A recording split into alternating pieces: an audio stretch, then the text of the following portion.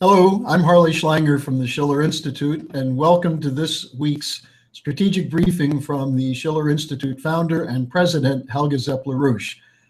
Since we did not have a webcast last week, there's a lot of news to get to, and let me start with what I think is one of the most important events that took place, which was on November 25th and 26th in Bad Soden, Germany, just outside of Frankfurt. The Schiller Institute held an international conference under the title of Fulfilling the Dream, a discussion of the broad implications of the new Silk Road and the new paradigm. There was a large audience representing more than 30 nations, a number of key presentations, a lot of discussion, and the videos of this are available on the New Paradigm schillerinstitute.com website. And I'd urge people to take some time to look at them and study them. Now, one of the key events at that was, of course, the keynote given by Helga. And Helga, I thought this was an extraordinary conference, and I'd like to get your thoughts on it. I think so too, and I got also similar responses from many of the participants, because if you look at the perspective which we laid out at this conference, naturally the strategic significance of the new Silk Road strategically and the unbelievable dynamic that initiative is taking. But also we had a very specific focus, namely the development of Africa and the development of Southwest Asia, the reconstruction of the countries of the Middle East, now that there is a possibility, that the war comes to an end with the defeat of ISIS, the reconstruction of Syria can begin, and the new Silk Road can be extended also into Iraq, possibly Afghanistan, and hopefully soon the terrible situation in Yemen can also be addressed by real economic development, which is obviously extremely urgent. But if you look at the plans we laid out, we had very top speakers from China, from Egypt, from the United States, from many countries of Eurasia. We had a whole section on the development of the Balkan countries. So I think this conference really was in an absolute stark contrast to the absence of any kind of a vision in the so-called coalition discussions in Berlin.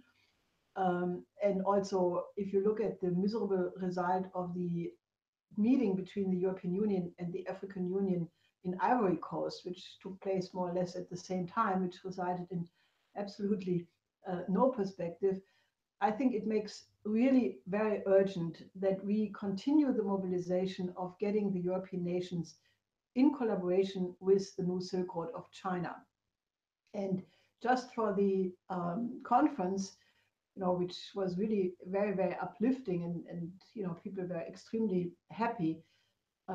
We published a new study by the Schiller Institute called the Extending the New Silk Road to West Asia and Africa. And this is a very comprehensive study, which I would suggest everybody who is interested in the development of Africa or the Middle East should really get that. It's also a perfect Christmas gift, much more productive than video games or play stations, because it pertains to the real future of how mankind can get out of this crisis. So I think this conference was really groundbreaking, and I would encourage you, our viewers and visitors and listeners, to go to the website, this website, and just take the time and listen to the speeches, because you will see that there is a whole perspective how we can move Africa into a completely new paradigm. And I think the time is just ripe for this to happen. And I just saw a beautiful speech by the president of Ghana, who at the occasion of the visit of the French President Macron to his country made an absolute self-confident speech that the African nations no longer want to just be at the pity of the Europeans, but that they want to take their own fate into their own hands, and that this represents a completely new self-confidence of the Africans. And therefore, the perspective we discussed at our conference finds a very, very fertile ground right now, because Africans are sick and tired of being sidelined by the IMF conditionalities or the World Bank. And because of the Chinese investments, especially in the last 10 years, but especially the last 4 years, there is a completely new confidence that Africa can overcome its underdevelopment. And the president of Ghana just said it. He said the energy which the young people of Africa are now using to cross the Sahara, to cross the Mediterranean in tiny boats, risking their life, that energy should be redirected for the building up of Ghana and all the other nations of Africa. So I think there is a new spirit, and whoever is concerned about the refugee crisis, or the fate of Africa, or the fate of Europe for that matter, should get this study and get on board with the Schiller Institute to help us to get European nations on a different perspective. I think one of the more interesting part of that exchange between the president of Ghana and Macron was the look on Macron's face, because as you know, many African leaders have been saying these things privately.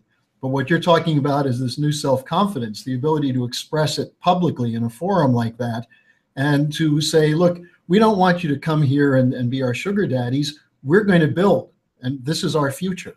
And I think, again, that was something that was clear at our conference.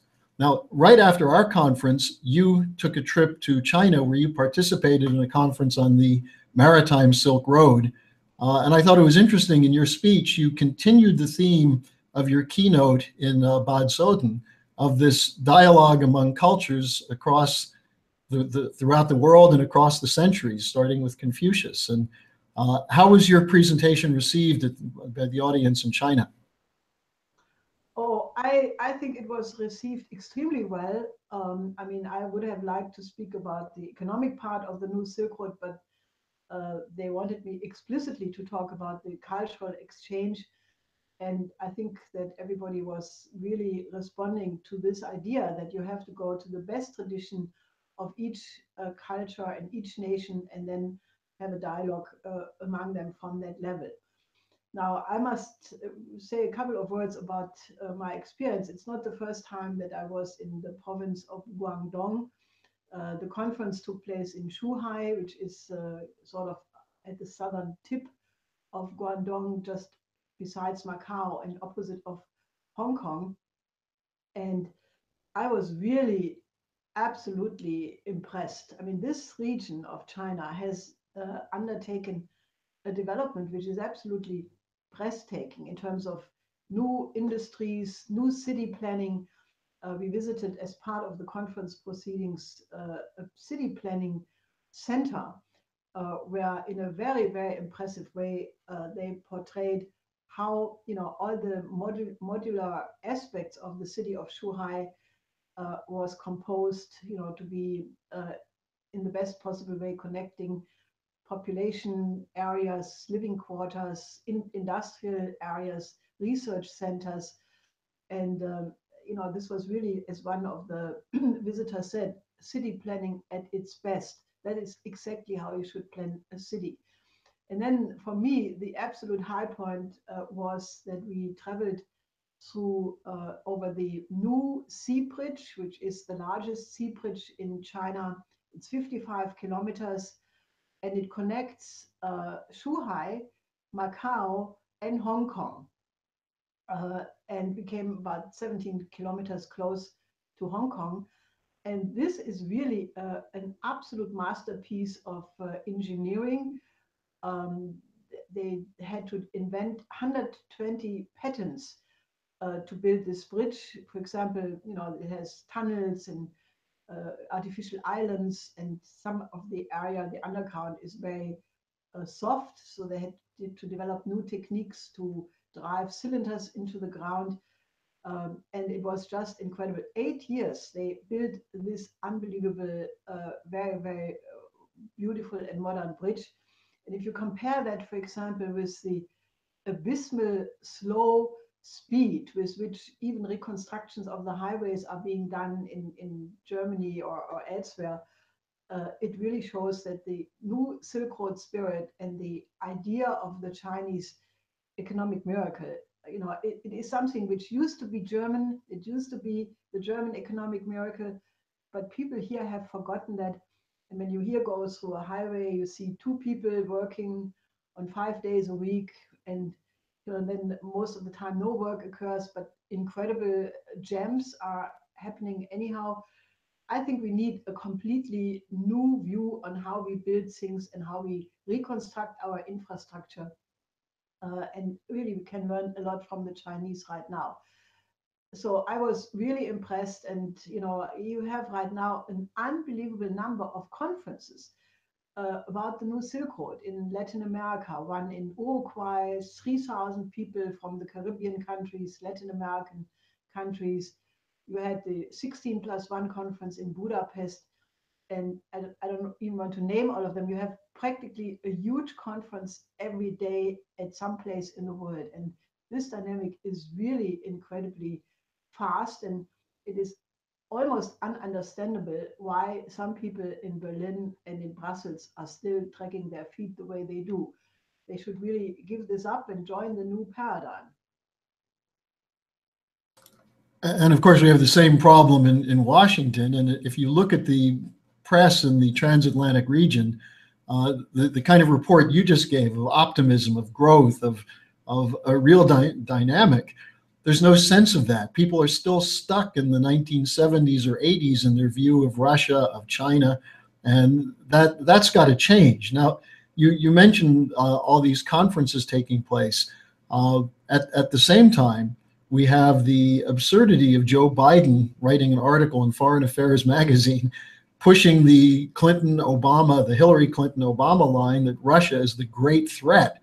The International Olympic Committee just in a totally spiteful way kicked Russia out of the Winter Olympics. I mean, this kind of mentality just again shows the Cold War spirit as opposed to the spirit of the New Silk Road. And that, of course, is what dominates the whole Mueller investigation into Trump. And I'd like you to take up some discussion of that, because I think people really have to get a sense that this investigation is falling apart. Trump tweeted out this week something like, it all starts to make sense around this character, Peter Strzok. So Helga, I know you've been following this. The important news that people aren't getting is that the FBI from the beginning was part of the buildup of this narrative of Russia did it, Putin did it. It went through top levels of the FBI. Strzok was the #2 guy in counterintelligence. He was in on the interview with Hillary Clinton, the interview with Flynn that led to his guilty plea. So put this together for us, because you just gave a picture of this dynamic in Eurasia. While in the West, we're heading toward a financial collapse and a political disintegration as well. Well, we should remind ourselves that the whole purpose of Russiagate has nothing to do with Russia meddling in the US election or anything like that. It was entirely an operation to prevent President Trump of having a positive relationship with Russia. And after he changed his line on China, which, in the election campaign, he still was very anti-China, but after he met President Xi Jinping in Mar-a-Lago in April, that completely changed, and they have developed a very good relationship ever since. So the whole operation with the FBI, the Department of Justice, which is still full of people from the Obama-Hillary period, in collusion with British intelligence, they set up all kinds of operations in order to box Trump in so that he couldn't do any of his policy aims, foreign policy aims. So now it turns out this Peter Strzok was involved in the investigation of Hillary Clinton and her use of the private server for her emails. And he changed the language in the report from gross negligence to extremely careless. The difference of these two formulations is The first one would have been followed by, I think, even a criminal prosecution, because it's illegal. It's a national security risk to have such gross negligence. And he changed it into this soft formulation. So basically, Hillary Clinton got off the hook. So this is the first thing. While he was doing that, he also investigated the Russiagate affair. And now it became known that he had an extramarital affair with another FBI agent. And they had a wild email exchange, which is now public, which clearly shows these people, both Struck and his affair, were violently anti-Trump and totally fanatic pro-Hillary. So very far from being, objective in their investigation, they were just acting as tools of the Obama administration while doing all of this. Now this has come out. So basically, it now also has been revealed that McCabe, who is the deputy, I think he's now the deputy head of the FBI, he set up Flynn, the short-term national security advisor of President Trump.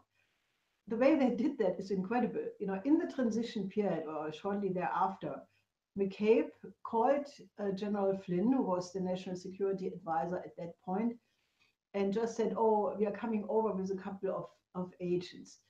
So Flynn thought that this was just a routine thing to discuss security procedure, instructions. That's what is normal when such a transition occurs. And then, they appeared, and it was all of a sudden an official interview, an official investigation.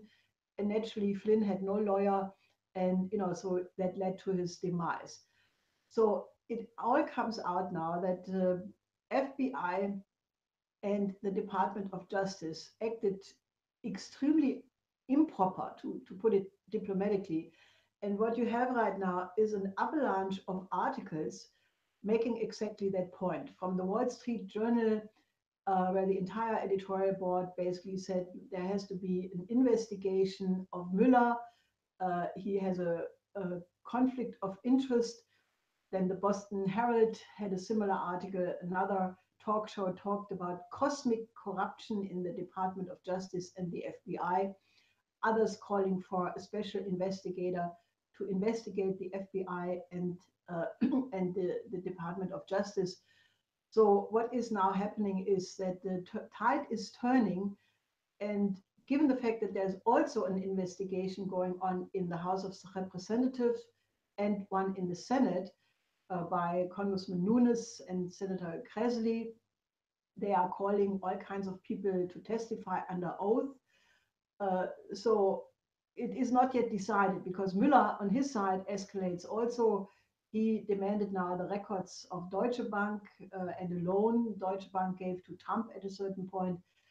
But it could very well be that this whole thing becomes a complete boomerang, and that the people who are conducting the Maidan, the coup against Trump, could be target of a criminal investigation themselves and end up in jail. So this is a turn in the events. Naturally, you don't hear anything about that in the European media, in the mainstream media, but that is what's happening now, and it's even in the mainstream media in the United States. So this is very, very hot. So stay tuned with us to follow this story.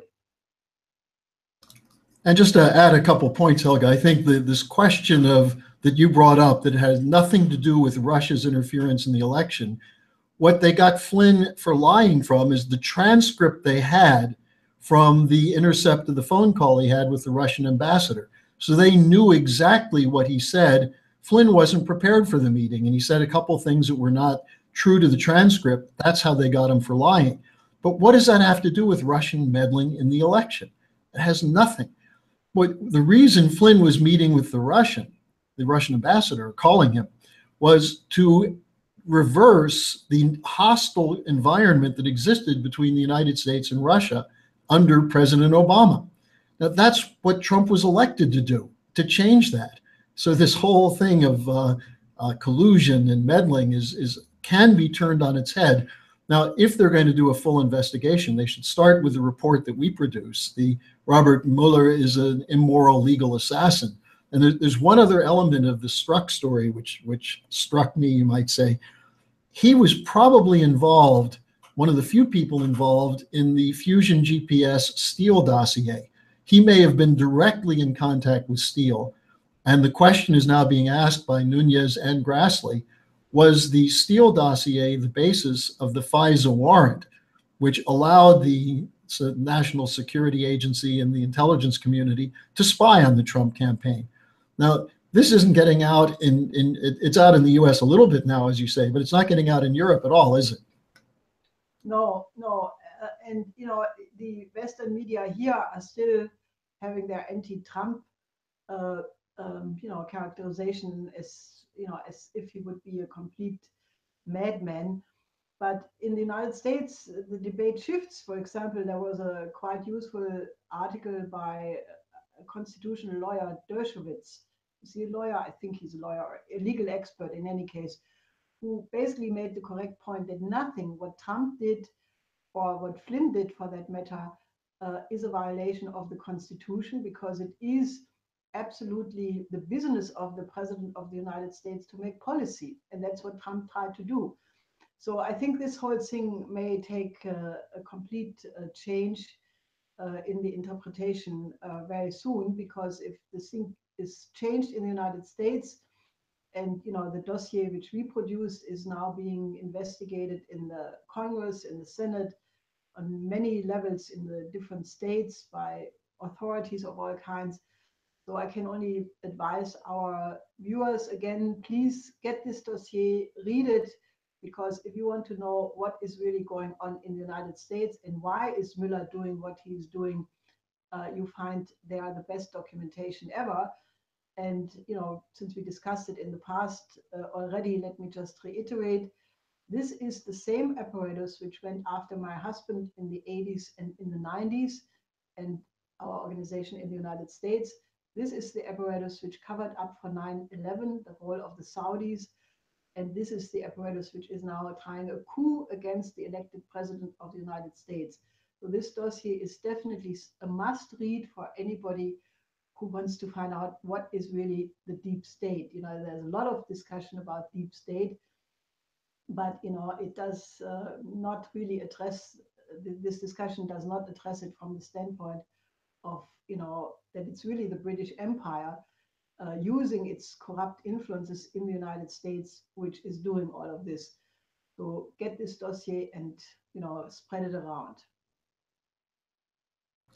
Well, and in discussing the deep state, there's the other side of this, which is the ongoing collapse of the financial system. And there were some new reports out in the last couple of days from relatively senior people about the danger of this collapse. And I know you have a sense of that, the difference between what's happening with the new Silk Road and on the other side, the collapse of the economies in Europe and the United States. Yeah, I mean, it's very clear that all the major institutions expect a new crash to happen fairly soon. There is a financial stability report by the Bundesbank, which basically says it's a catch-22. If you raise interest rate, it will crash because there's this incredible debt by corporations, by states, by other entities, and an increase in the interest rate will just trigger a collapse. But it will also happen if you remain at the negative and zero interest rate policy. So it will happen either way. A similar warning comes from the Bank of International Settlement, which basically also says it's unsustainable.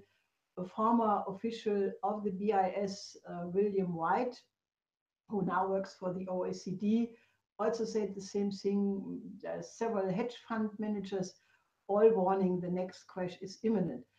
And what we are doing with that, we are just publishing in the United States a new pamphlet why the United States must immediately implement the 4 laws designed by my husband, Lyndon LaRouche, which basically is Glass-Steagall, the separation of the banks in the tradition of FDR, going back to a national bank of Alexander Hamilton, having a credit system, and then naturally the United States must join with the Belt and Road Initiative with China.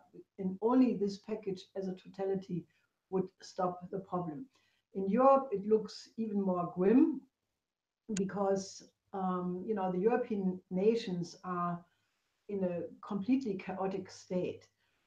You have the East European and South European nations who want to join with China, the Belt and Road Initiative.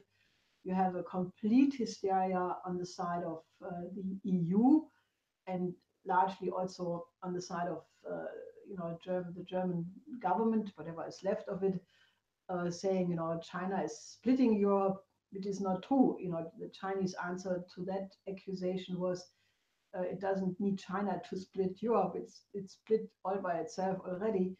But there is no discussion in Europe about banking separation. As a matter of fact, the EU just a couple of weeks ago decided on a new guideline prohibiting the separation of the banks.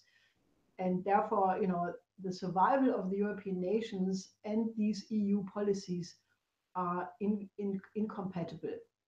So we need to have a public discussion, that in Germany, for example, we have to go back to the kind of credit policy as it was the case in the post-war period with the Kreditanstalt für Wiederaufbau.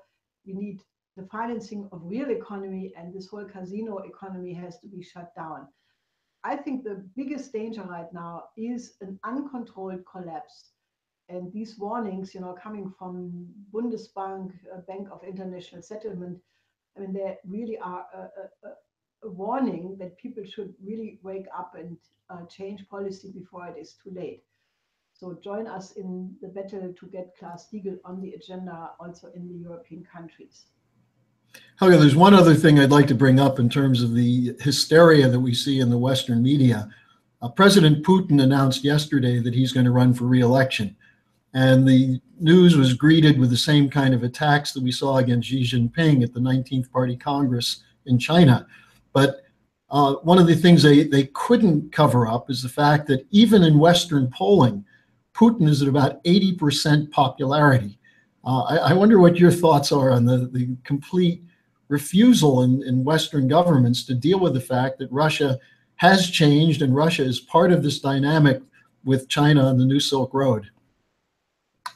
Well, I think that is just a fact. And, the fact that now more and more countries are changing their strategic alignment, like Japan. I think this is one of the really important elements, that there was just a big Chinese business delegation in Japan, which was addressed by Prime Minister Abe, who announced that Japan will cooperate with the Belt and Road Initiative.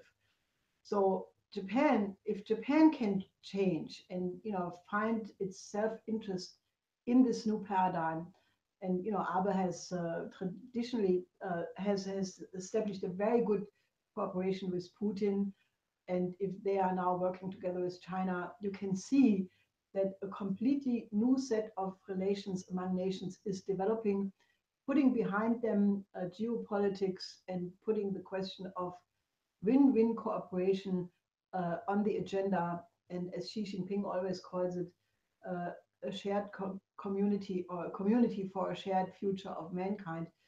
I think this is a concept which needs to be thought through. I mean, I made the point at the Schiller Conference, which you mentioned at the beginning, that we have to have a new set of relations among nations, where the one humanity is a higher concept than the many geopolitical or national differences. And we have to have a notion of governance of mankind. Can we give ourselves a system of governance which allows the long-term survivability of our species? And this discussion is completely lacking in the West. It is very vibrant in Russia, in China, in developing countries.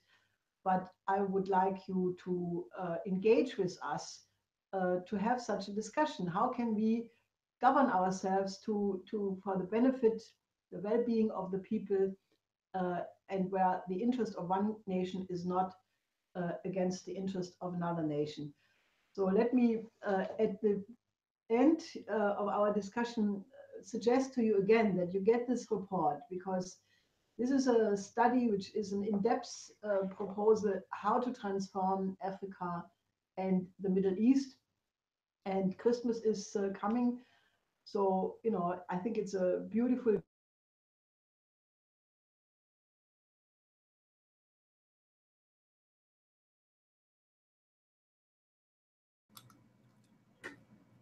Well, and Helga, I think we just lost you there for a second. I would just add to that people can go to the newparadigm.schillerinstitute.com website to see the videos from the conference that we've been discussing. And that will help to deepen the appreciation of the imminent potential for this new paradigm to come into existence. So thank you very much, Helga, and we'll see you again next week. next week. Till then. Yes.